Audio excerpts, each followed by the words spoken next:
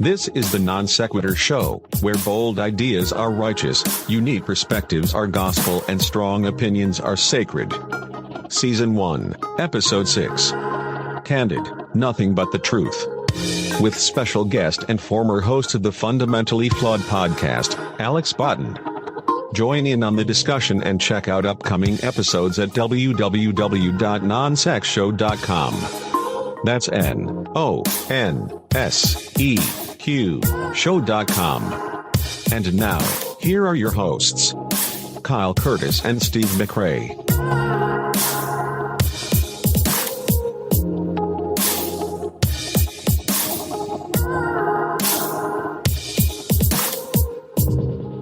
Here we are again, beautiful people. My name's Kyle Curtis. I am actually not joined by Steve McRae today. Steve is in the middle of moderating a debate on his channel, so we wish him well in that, and he will be back next week. Today I'm actually joined by Alex Botten, and if any of you are familiar with the debate scene on YouTube, Alex Botten will be no stranger to you. He also hosted a very popular podcast called Fundamentally Flawed, in which he had conversations, theists, sometimes very heated ones, but nonetheless very, very interesting indeed. What Alex is doing now is perhaps one of the most honest and insane tasks anyone could take on. With ink and paper, Alex has set out to rewrite history. His history, as it actually happened. Now think about that. Every thought, every secret, every action recorded as it was before friendships, emotions, and tact tamed the beast we call truth. What do you say we go ahead and get into it? First of all, Alex, thank you for joining me today. I really appreciate it. Tell everyone what exactly you're doing and the motivation behind this project. Where can I start? Well, I'll start with where I initially got the idea. A couple of years ago, myself and my partner went to the Cheltenham Literary Festival. And we went to see, amongst all the talks we went to see the Norwegian author Karl Ove Knausgård, who has been writing a book called My Struggle for the last several years. And I hadn't read any of it at the time that we saw him, but it kind of made me think, maybe I should write down everything that I can remember that's ever happened to me. Because the whole notion with My Struggle was that it was an autobiographical work. So I decided that as a way of kind of remembering everything that's happened to me in case I could go senile when I'm old, and also in a way of taking control of various events in my life, I'd just try and write down everything I could remember happening. So I started writing this book. So it's a kind of, I guess, almost like an autobiographical novel. And the intention was to be as brutally honest with myself and about myself as I could be, which is what I've tried to do with it. And some of it's quite uncomfortable to write, and I'm sure that for some people it'll be uncomfortable to read. There's things that I'm going to have to really think about very carefully before I make it kind of more widely available, whether I change people's names and things like that. But yeah, it's kind of getting the thoughts inside your head, the things you don't say, kind of outside, and then hoping that other people have the same kind of thoughts and that you're not a psychopath. I think that's where that's what I find most fascinating, because the more that I thought about it, I think that you're dead on with thinking that other people think the same way, because I was thinking about myself. We tend to gloss over, or when we're having conversations with other actual people, the events kind of get skewed in a little bit to make them less real, or, less awkward, or less frustrating. But if you were by yourself and you had to tell yourself what happened in said event, I think that it would be almost a completely different story, because what really happened and then what we say happened in events is a lot of times mitigated by our relationship with that particular person. Yes, absolutely. I think there's a certain amount of it's that the way, and I think this is probably where you're going with this, is that we remember things from our perspective. So events that I've written about in the book may well not be remembered the same way by the other parties involved at all. so it's kind of important to make it clear that it's my recollections of it rather than it being the definitive recollections of it, but it's my responses to it and my thoughts about it at the time. And yeah, I don't know if that makes it any clearer. I don't know if this is brilliant, or I don't know if this is almost like a suicide mission, because there are going to be people that, like you just said perfectly, they remember that same situation differently. So by reading a completely raw, completely unfiltered, no worries about anyone else's feelings, which I think is important because it's almost got to be kind of cathartic for you. However, on their side, it's going to look like a completely different situation. And so you mentioned earlier that you haven't decided if you're going to change the names yet or not. Is there really a possibility you might keep the actual names of the parties involved? That's the hope. I've been very conscious of that almost from when I started writing it. So there's certain people that I haven't named in it. The main person that I don't name in it is my first wife. Right. I just refer to her once as my first wife and then as MFW from then on. And purely because in all the situations that she was involved in, she was an innocent party, and there's nothing she's ever done that's kind of warrants being dragged through the mud and being named at all. So it's a really difficult thing because I'm kind of conscious that it could cause some colossal problems if I leave all the names as they are. I mean, I've had to be careful not to write about certain things. And there's a little section in it where I talk about not writing about certain events that I know to be true, but it's either not my place to say it, or I haven't been able to corroborate it beyond a level that I'm satisfied with. I mean, one of the examples is the deputy headmaster at my secondary school when I was in Nuneaton. Mm-hmm. The story is that eventually he was imprisoned for being a prolific paedophile. But though I've had this confirmed to me by other students and saying, yes, it was in the papers and stuff, but it was, a bit of a cover up by the school, I can't find anything online to corroborate it. So I don't want to name the guy. So I haven't.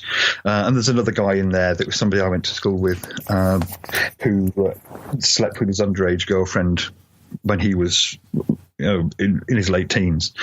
And again, that's something that, there's a technical aspect of what that makes that person, but it isn't my place to name that person. That technically that person is absolutely just, if you're going to look at it black and white and by definitions of the law, that person is a statutory rapist and a paedophile.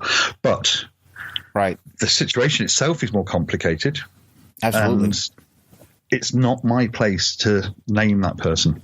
So, and I've not kind of even tried to heavily implicate anybody.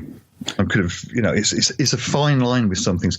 Whereas with other people, I've written about them quite candidly. And as it goes on, the stuff is coming up that's far more candid. And it's going to get more terrifying as I get nearer to the present day, because then I'm writing about people who are currently in my life. Yeah, work colleagues and things like that. And that's where there's an anxiety attached to the whole thing. I can imagine so. The part that I have up until you and Joe's breakup. So yes, and before then was intense. I mean, the whole thing is fascinating. And if you say that it gets more enthralling, I can't imagine what that's going to be like, because this first half was, it was just great. Before we go into kind of the specific stories, is there anybody that is in the book or that you're going to write about that knows that this project is going on, or that you're writing this book? Well, it's a couple of work colleagues are aware that I'm writing it, and that they may well be in it. Right at the very, very start, I mentioned one of my work colleagues. She's aware that she's in it because she was the person who said, "Oh, why don't you actually do it?" After I'd been kind of not doing it for a year or so. Is she going to regret that?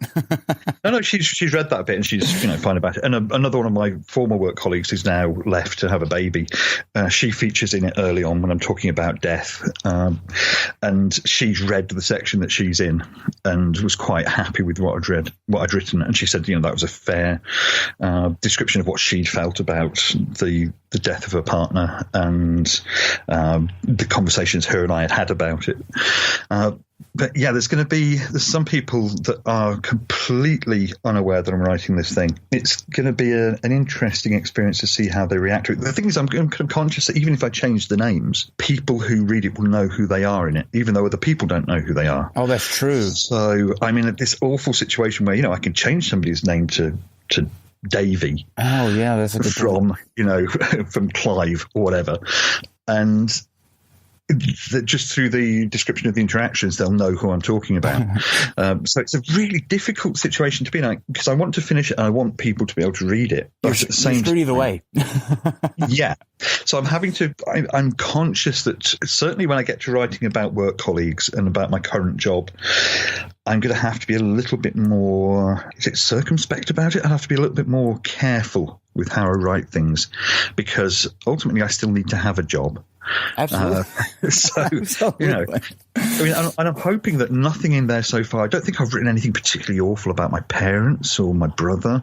And I think I've been quite kind of, my grandparents have all passed away now, so there's no risk of upsetting them. But right. I think there's certain things that, I've talked about it with my youngest son, and I've told him that some of the stuff that's coming up is really, going to be very, very difficult reading.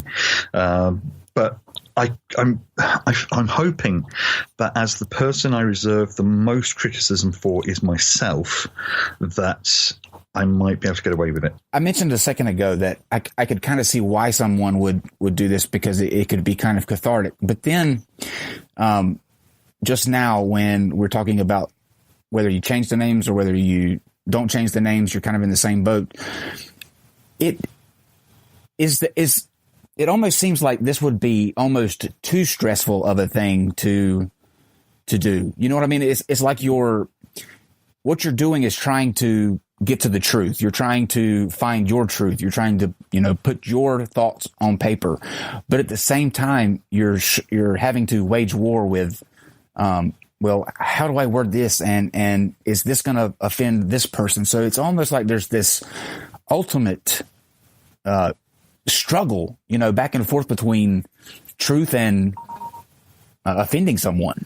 Yeah, it is difficult, because I have set myself the task of being brutally honest, and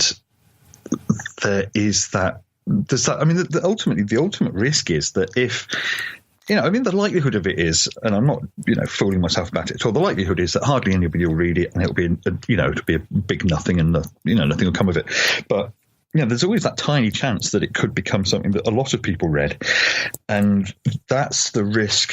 Do I self-edit all the time and write conscious of how other people would receive it, or do I stick to my initial plans and write very candidly about everything that's happened? It's a tricky one. And I think it's important to write candidly about it, but I'm also conscious that is going to, most likely, it is going to burn some bridges with people. Mm-hmm. And there's a very high chance that people I genuinely care about may not want to speak to me once they've read it. And also, the things I'm kind of revealing about myself, it's absolutely, warts and all. There's nothing that I'm hiding about what I've done in my life. And part of doing that was the cathartic thing, because it then takes back control of those events. And I can say, if somebody goes, "Oh, I found out you did this," it's like, well, it's in the book. I've written about that already. What else have you got? So there'll be nothing that anybody can dig up on me, right, because it will all be in there. Even the stuff that, most people would go, yeah, I'm never telling anybody that. This is a scary thing about it, is writing down the things that I've never told people. And it makes me feel sick sometimes thinking about what I'm writing and what's coming up. But I've been doing it since May now. So I think I've kind of got used to it. I don't see how you could get used to that sinking feeling almost, with the possibility of you burning bridges and possibly losing relationships that are meaningful to you. Would it be worth it? It's a difficult one, because I think it's something I have to do, mm-hmm, and I have to see it through and finish it. And I'm hoping that the positives that could potentially come out of it would